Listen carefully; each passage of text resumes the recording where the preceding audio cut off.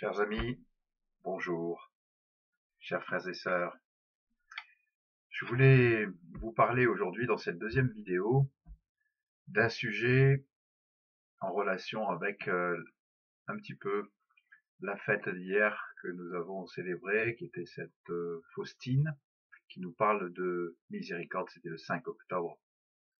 Et donc voilà, on fêtait cette sainte qui met l'accent sur la miséricorde divine et qui est fêtée donc par l'Église catholique romaine.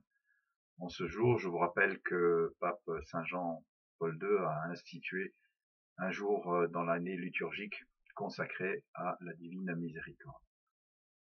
Donc c'est une date importante, c'est un sujet important, la miséricorde divine, et il en est question dans les relations de mariage, dont il est question dans la liturgie de ce 27e dimanche ordinaire, où il est question de liens indissolubles du mariage, selon ce que dit Jésus-Christ lui-même dans l'évangile du jour. Cet amour qui est un amour oblatif, porté vers l'autre, un amour qui est don de soi. Alors concrètement, ça rejoint en fait l'amour à l'ennemi, et c'est ça que je voulais m'entretenir avec vous. Je voulais aborder ce sujet avec vous aujourd'hui. L'amour à l'ennemi, l'amour oblatif. Lorsque l'époux, l'épouse devient l'ennemi, comme le voisin peut devenir l'ennemi, comme quelqu'un de ma famille peut devenir un ennemi, comme mon employeur peut devenir un ennemi, mon frère, ma sœur. Bref, lorsque à un moment donné, je ne suis non seulement plus en accord avec une personne, celui qui est autre que moi-même, mais lorsque celui-ci me met en danger et me fait du mal, me remet en question ma propre identité, ma propre existence, ce que je suis, ce que je pense, ce que je dis. Et Jésus-Christ nous demande, nous commande, aimez-vous les uns les autres comme je vous ai aimé, à ceux-ci tous vous reconnaîtront comme mes disciples. C'est une parole forte, radicale, c'est un commandement, c'est un ordre, c'est une prescription impérative, donc incontournable. Comment est-ce possible? Bien, si je compte sur mes propres forces, il est évident. Ça rappelle la croix. Vous savez, quand les gens nous mettent en croix, on a tendance à se rebeller, on a tendance à repousser, on n'a jamais envie de souffrir. Et quand l'autre nous fait du mal, on a envie d'éliminer la source du mal. C'est tellement légitime, c'est un réflexe, je vais dire. Dans les couples orthodoxes, j'ai entendu dire que, je l'ai même vu à la télévision, c'est plus qu'entendu dire, j'ai vu des reportages à la télévision où on met la croix au centre du couple, au moment de la célébration, au moment de l'échange des consentements, on met la croix. Ça veut bien dire ce que ça veut dire, c'est-à-dire qu'à un moment donné, j'accepte le fait que mon conjoint, peut-être, ou une situation dans le cadre du mariage, va faire que je vais être véritablement crucifié. Je vais mourir. Mourir. Alors dans cette situation-là, qui peut être multiple, je vous laisse le soin d'imaginer toutes les situations dans lesquelles, de la plus banale à la plus extrême, ma vie est en danger, mon ego est en danger. Donc je dis la truc la plus basique, la plus simple de la vie du quotidien d'un couple, comme le fait de sélectionner un film à la télé, où à un moment donné je vais devoir faire une concession, aux choses les plus graves, la trahison, la maladie, tellement de choses sur lesquelles on peut être en désaccord, la belle famille qui peut être un sujet de discorde, qui peut conduire à un moment donné jusqu'à un divorce, à une séparation.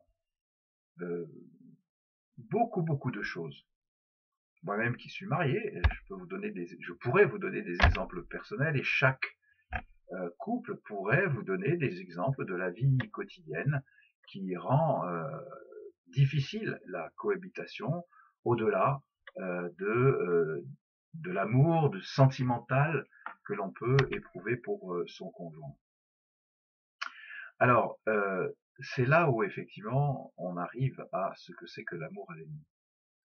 L'amour à l'ennemi, d'une manière générale, et ça, puisque je veux vous partager à chaque fois mon expérience personnelle pour que ces vidéos ne soient pas quelque chose de juste théorique ou un cours de plus. À chaque fois, je m'efforcerai de donner mon exemple personnel. L'amour ablatif, c'est souhaiter, en fait, que Dieu fasse avec son prochain ce qu'il a fait avec moi-même, dans l'ordre de la miséricorde et du pardon. Si vous êtes chrétien, c'est qu'à un moment donné, vous avez rencontré le Christ. Si vous avez rencontré le Christ, qui est lumière, il vous a visité. Il vous a révélé ce que vous êtes au fond de vous-même, au-delà de la belle apparence que vous voulez vous donner. Nous sommes tous comme ça, à commencer par le saint curé d'Ars, hein, qui est un saint homme, hein, et qui, qui a mis un petit peu au défi Dieu de lui dire, de lui montrer ses faiblesses. Il avait 7 jours pour le faire. Au bout du 3e jour, il a craqué. Mon Dieu, arrêtez ça, je ne peux plus voir. Tellement il a vu dans son cœur ce qu'il a vu à l'intérieur de lui-même, lui qui était un saint homme, la noirceur de ce qu'il y avait à l'intérieur de lui-même. Alors je ne sais pas si ce sont des faits avérés, si c'est une légende, mais ça donne bien quand même l'idée de ce que peut être le scan. J'utilisais cette expression moderne qui n'appartient qu'à moi, dont j'assume l'entière responsabilité, lorsque Dieu scanne notre cœur, lorsqu'il fait une espèce de rayon X pour aller regarder aux profondeurs, une espèce d'IRM, enfin bref, tous les outils nécessaires pour pouvoir voir à l'intérieur de nous-mêmes. Lui, il n'en a pas besoin, mais nous avons besoin d'une radiographie de ce que nous sommes à l'intérieur de nous-mêmes. Et ce que nous voyons, c'est souvent quelque chose de l'ordre de cancéreux qui nous conduit à la mort. Voilà. Être chrétien, c'est avoir cette révélation sur nous-mêmes. Ce besoin d'être baptisé dans les eaux de la mort pour ressortir blanchi, purifié avec la force de l'Esprit Saint. Voilà. C'est le Seigneur qui nous plonge dans les eaux de la mort pour nous faire revivre. Donc, ces eaux sont à la fois les eaux de la mort, mais les eaux de la vie, de la purification. Donc c'est la même chose que ce que j'ai souhaité pour moi. Qu'est-ce que je peux souhaiter de mieux pour mon ennemi qui me veut du mal? Mon expérience personnelle, c'est que jusqu'à une certaine période, c'est très récent, ça remonte à Pâques dernier, je souhaitais, souvent je maudissais mes ennemis, sur la route, les gens que je voyais à la télévision, enfin tout ce qui m'agaçait un tout petit peu, qui remettait en cause certaines choses, je les maudissais, mais vraiment je les maudissais. Je leur souhaitais du mal, je souhaitais que la vengeance de Dieu s'abatte sur eux, que la justice de Dieu se fasse, et qu'ils aillent croupir en enfer, ou en tout cas à ce que quelque chose de mal leur arrive, et ce sera bien fait pour eux. Vous voyez, on peut être chrétien et avoir des mauvais sentiments comme ça. Et je ne savais pas comment me défaire de ces sentiments-là, si tant est que j'ai voulu m'en défaire. Et mon épouse, vous voyez la correction fraternelle, mon épouse me dit, mais tu es fou de dire des choses pareilles. Un jour, ça va te retomber dessus.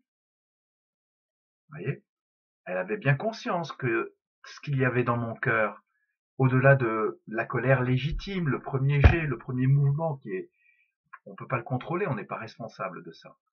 Mais nous sommes responsables de l'entretien de ce sentiment, de ce mauvais sentiment, de l'alimentation de ce mauvais sentiment. C'est ça qui est un péché mortel. Vous voyez? J'ai reçu cette grâce immense à un moment donné de pouvoir inverser complètement la situation, et ça c'est une grâce. C'est un don de l'Esprit Saint. Ça ne vient pas de moi. C'est que du jour au lendemain, le jour, la nuit de Pâques, comme quoi il y a un passage, il y a véritablement un passage, la Pâques, de la mort à la vie. Il y a eu cette résurrection, que ces sentiments morbides que je nourrissais en moi-même se sont transformés en sentiments de vie. C'est-à-dire que je me suis rendu compte de cela, j'en avais pas conscience à ce point-là, aujourd'hui je n'avais pas de solution et j'avais pas vraiment l'intention d'en changer.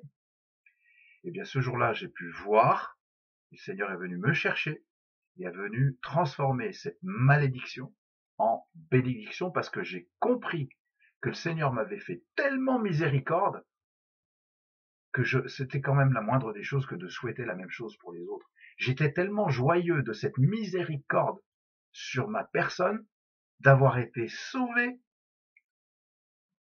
Comment pouvais-je souhaiter à mon ennemi autre chose? Parce que moi, je méritais la mort. Et souvent, certainement pour des péchés encore, je mérite de mourir, d'aller en enfer. Soyons clairs. Je mérite l'enfer. D'accord? Si on applique la justice et le droit. D'accord? Mais Jésus-Christ, comme disait Christian Bobin, eh bien, voilà, le Père écrit nos péchés sur un tableau noir et Jésus-Christ efface nos péchés.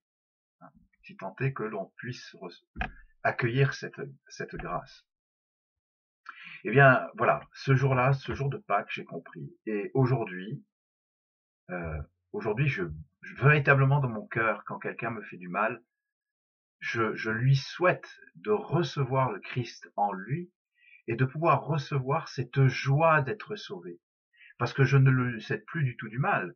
Je lui souhaite d'être au paradis, de pouvoir connaître le bonheur et la joie de connaître Jésus-Christ et la vie éternelle future qui nous est promise. Vous voyez, le changement, j'allais dire, de paradigme, le changement de vision, le changement d'orientation de cœur, la conversion. Voilà. Donc c'est à travers ce témoignage que je voulais illustrer de manière très concrète ce que c'est que la miséricorde et la miséricorde dont nous devons faire preuve. Nous sommes tous appelés à faire preuve envers notre prochain, quand bien même il est notre ennemi. Et bien entendu, ça s'applique au mariage lorsque l'autre me fait du mal et devient mon ennemi. Voilà, que Dieu nous bénisse tous et qu'il nous conduise à la vie éternelle. Amen.